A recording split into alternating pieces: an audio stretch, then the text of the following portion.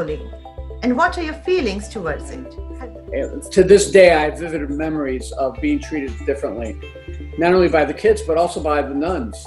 I was a lefty and they made me right-handed.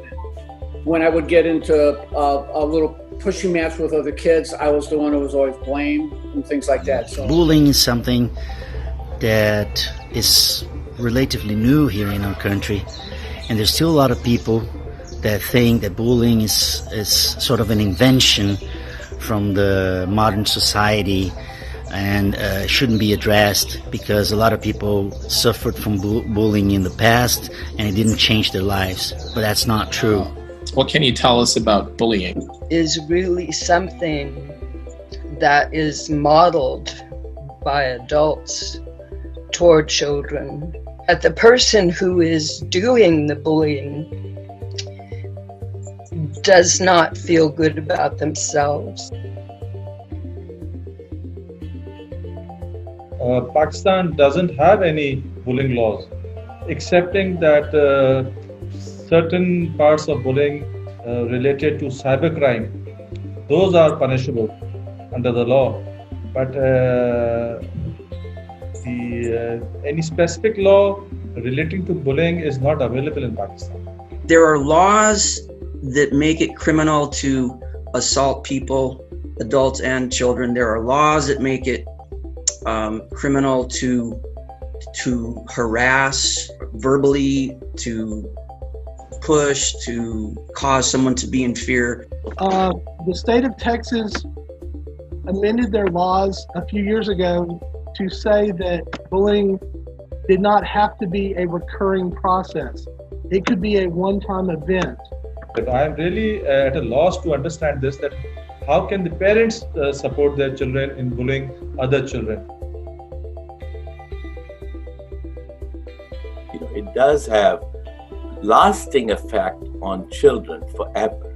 And what it does is it produces low self-esteem, as some children mentioned, and it links them to higher risk of depression, which leads to poor school performance, right?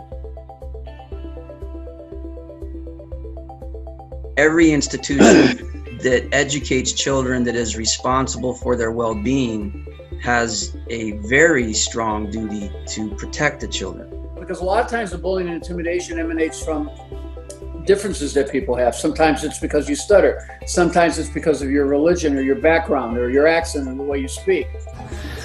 I met people who were severely influenced by bullying in their early ages, and I even met someone who actually committed suicide because of the bullying.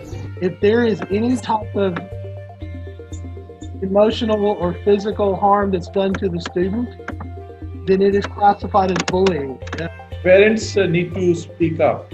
They need to take a stand. And I think the word that I'm trying to encourage everyone to think about when they're in the teaching environment or parenting environment, either one, is to just be sensitive to what a child is going through at home, because we don't know what situations that they are bringing to school.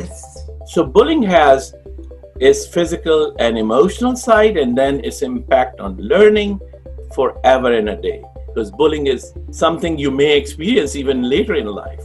You can experience as adults in your workplace.